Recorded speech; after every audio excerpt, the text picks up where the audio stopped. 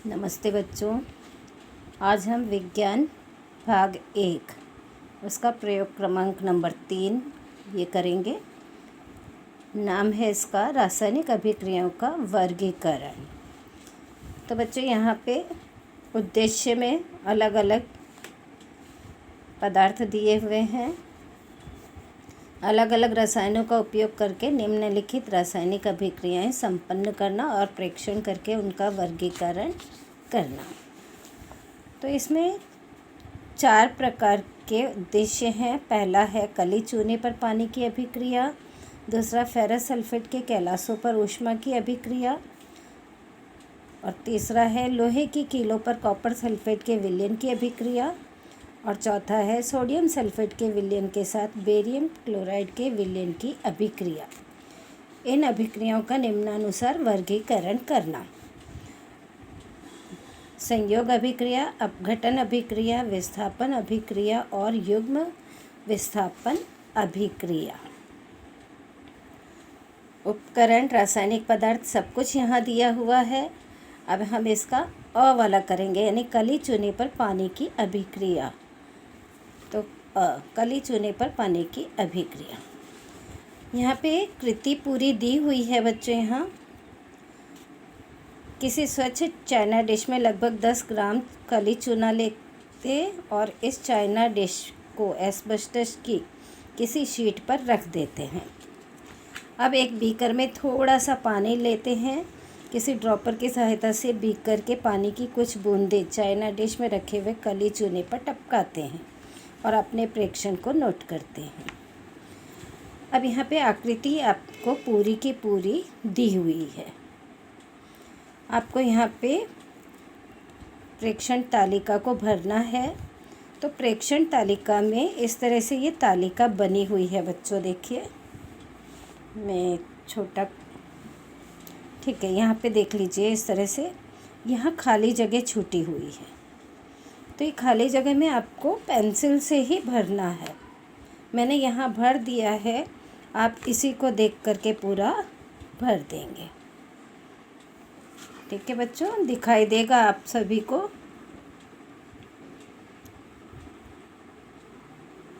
इस तरह से कली चूने पर जब पानी डालते हैं तो क्या होता है, अभिक्रिया तीव्र गति से घटित होती है। कैल्शियम हाइड्रोक्साइड के निलंबन वाला विलयन तैयार होता है। CaOH यानी कैल्शियम हाइड्रोक्साइड के कण तल में जमा होते हैं तथा डिश में स्वच्छ चूने के पानी का विलयन प्राप्त होता है। अगला है अभिक्रिया घटित होते समय उत्पन्न ध्वनि उत्पन्न होती है क्या? अगर होती है तो कैसी होती है? तो अभिक्रिया घटित होते समय सूं सूं की आवाज़ आती है। अगली कृति है अभिक्रिया में ऊष्मा उन्मोचित होती है अथवा अवशोषित होती है। तो चाइना डिश हाथ को गर्म लगती है, अर्थात इस अभिक्रिया में ऊष्मा बाहर निकाली जाती है। अभिक्रिया में निर्मित होने वाली गैस अथवा भाप, तो पानी की भाप बाहर निकलती है। ठीक है। अगला है प्रयोग के बाद पदार्थ की भौतिक स्थिति में परिवर्तन। तो यहाँ आएगा प्रयोग के बाद डिश के तल में बुझे हुए चूने के कण तथा उसके ऊपर चूने के पानी का स्वच्छ विलयन प्राप्त होता है। उसके बाद देखिए बच्चों, यहाँ पे ये है रासायनिक अभिक्रिया का समीकरण, वो पूरा दिया हुआ है, उसमें आपको कुछ नहीं करना है। फिर यहाँ पे निष्कर्ष दिया है, निष्कर्ष में आपको ये भर लेना है। यानी ये अभिक्रिया पानी के साथ कली चूने की होने वाली अभिक्रिया कौन सी है? ऊष्मा उन्मोची अभिक्रिया है। सेकंड पॉइंट है कैल्शियम ऑक्साइड तथा पानी की परस्पर अभिक्रिया होकर ऊष्मा निर्मित होती है, होता है नहीं, यहाँ पे आपको लिखना है होती है, होती है। फिर तीसरा है निष्कर्ष क्रमांक 1 की अभिक्रिया संयोग अभिक्रिया है। संयोग अभिक्रिया यानी जब 2 या 2 से अधिक अभिकारी पदार्थ मिल करके रासायनिक अभिक्रिया द्वारा केवल एक ही उत्पाद का निर्माण करते हैं तो यह अभिक्रिया संयोग अभिक्रिया कहलाती है। और यहाँ पे देखिए ऊष्मा भी बाहर निकल रही है, इसलिए हम इसे ऊष्मा उन्मोची अभिक्रिया भी कहते हैं। अब इसी का ही ब, यहाँ हमने ब भाग देखा था फेरस सल्फेट के कैलाशों पर ऊष्मा की अभिक्रिया, तो उसी को ही देखना है। यहाँ पे फेरस सल्फेट के कैलाशों को ऊष्मा देते हैं तो क्या होता है। ये आकृति है, आकृति को आपको नामांकित करना है। तो इस तरह से खाली जगह जो छूटी हुई है वहाँ पे पेंसिल से लिखना है। ये क्या है, परख नली धारक यानी टेस्ट ट्यूब होल्डर बोलते हैं इसको। ये कठोर कांच की परख नली। यहाँ है फेरस सल्फेट के कैलाश और ये है बर्नर। अब ये कृति और फिर प्रेक्षण। कृति यानी हमने क्या किया, फेरस सल्फेट का प्रयोग के पहले मूल रंग कैसा होता है, तो फेरस सल्फेट का रंग होता है बच्चों हल्का हरा। फिर है गरम करते समय रंग में होने वाला परिवर्तन, तो रंगहीन तथा तीव्र गंध वाली गैस निकलती है। ठंडा करने के बाद परखनली में बचे हुए पदार्थ का रंग, तो गाढ़ा भूरा रंग प्राप्त होता है। तो आप पूरा उत्तर भी लिख सकते हैं। ठंडा करने के बाद परखनली में बचा हुआ पदार्थ गाढ़े भूरे रंग का होता है, इस तरह से भी लिख सकते हैं। फिर यहाँ पे निष्कर्ष का कॉलम है, देखिए। तो निष्कर्ष वाले में आपको भरना है। पहला पॉइंट है, गरम करने पर फेरस सल्फेट के हरे रंग के कैलाशों का अपघटन होता है और लाल रंग वाला आयरन ऑक्साइड प्राप्त होता है और तीक्ष्ण गंध वाली SO2 तथा SO3 गैस मिश्रण के रूप में बाहर निकलती है। फिर अगला है, परखनली में लाल रंग का पदार्थ बचता है। ये लाल लिखा हुआ है बच्चों, लाल रंग का पदार्थ बचता है। और तीसरा है, यह अपघटन अभिक्रिया है। अपघटन यानी जिसमें एक ही अभिकारी पदार्थ दो या दो से अधिक उत्पादों में विभक्त हो जाए, यानी उससे दो या दो से अधिक उत्पाद प्राप्त हो, उसे अपघटन अभिक्रिया कहते हैं। जैसे यहाँ पे समीकरण को देखिए, यहाँ ये अपघटन अभिक्रिया, उत्पाद ज़्यादा प्राप्त हो रहे हैं और अभिकारी पदार्थ केवल एक है, फेरस सल्फेट। इसी तरह से बच्चों ये है क, लोहे की कीलों पर कॉपर सल्फेट के विलयन की अभिक्रिया। तो यहाँ आकृति बनी हुई है, आकृति का नामांकन है बच्चों। ये फेरस सल्फेट का विलयन लिया है और उसमें लोहे की कील को डाला। कुछ मिनटों के पश्चात हम देखते हैं कि कॉपर, ये लोहे की कील, उसका रंग कैसा हो जाता है, लाल भूरे तांबे से ढकी हुई लोहे की कील प्राप्त होती है, यानी उसका रंग तांबे जैसा हो जाता है।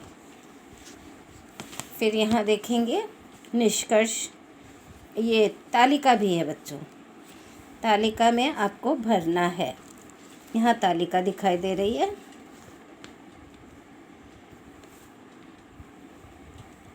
तालिका में बच्चों ये प्रयोग की कृति और ये प्रेक्षण दिया हुआ है। कृति क्या है, प्रयोग करने के पहले कॉपर सल्फेट के विलयन का रंग, तो उसका रंग कैसा होता है, नीला।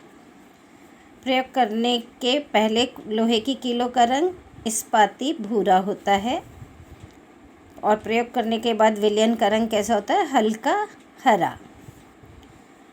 प्रयोग करने के बाद लोहे की कीलों का रंग लाल भूरा हो जाता है। समीकरण यहाँ दी हुई है। अब यहाँ पे आते हैं निष्कर्ष पे।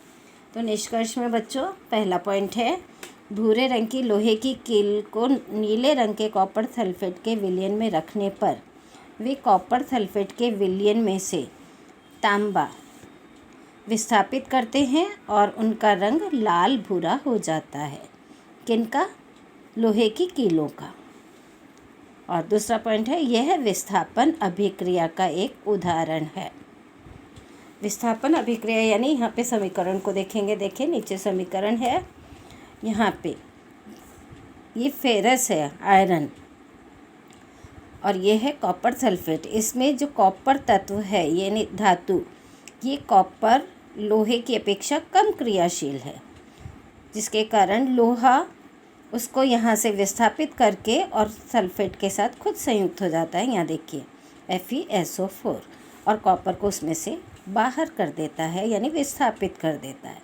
इसलिए ये एक विस्थापन अभिक्रिया है। फिर इसी का ही ड है बच्चों, सोडियम सल्फेट और बेरियम क्लोराइड के विलयन में होने वाली अभिक्रिया। तो यहाँ पे आकृति दोनों दी हुई है, आपको केवल प्रेक्षण तालिका उसे भरना है। तो अभिक्रिया प्रयोगकृति दी हुई है और यहाँ पे प्रेक्षण। पहला अभिक्रिया के पहले सोडियम सल्फेट का रंग, तो सोडियम सल्फेट का विलयन स्वच्छ, पारदर्शक तथा रंगहीन था।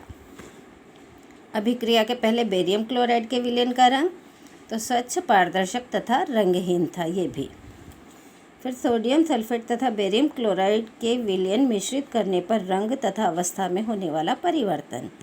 यहाँ पे है बेरियम सल्फेट का श्वेत अवक्षेप मिलता है या प्राप्त होता है। समीकरण पूरी की पूरी दी हुई है। अब यहाँ पे केवल आपको निष्कर्ष वाला कॉलम भरना है। पहला पॉइंट है, इस अभिक्रिया में अभिसारी यानी अभिकारी पदार्थों के आयनों की अदला बदली होकर अवक्षेप तैयार होता है। ऐसी अभिक्रिया को युग्म विस्थापन अभिक्रिया कहते हैं। इस अभिक्रिया में सफ़ेद रंग का अघुलनशील बेरियम सल्फेट तैयार होकर बीकर में सफ़ेद रंग का अवक्षेप नीचे प्राप्त होता है या तैयार होता है, और यह अभिक्रिया युग्म विस्थापन अभिक्रिया है। तो बच्चों, ये था प्रयोग क्रमांक 3। तो इसके मैं फ़ोटो एक साथ खींच करके आपको भेजती हूँ, पूरी फ़ोटो दिखाती हूँ। ये देखिए बच्चों, पूरा इसका फ़ोटो है। अगले पेज का भी फ़ोटो मैं आपको दे रही हूँ, आप पॉज करके भर सकते हैं। फिर उसका अगला पेज और उसका नेक्स्ट पेज। तो इस तरह से ये चारों प्रयोग आपको दिखाई दिए।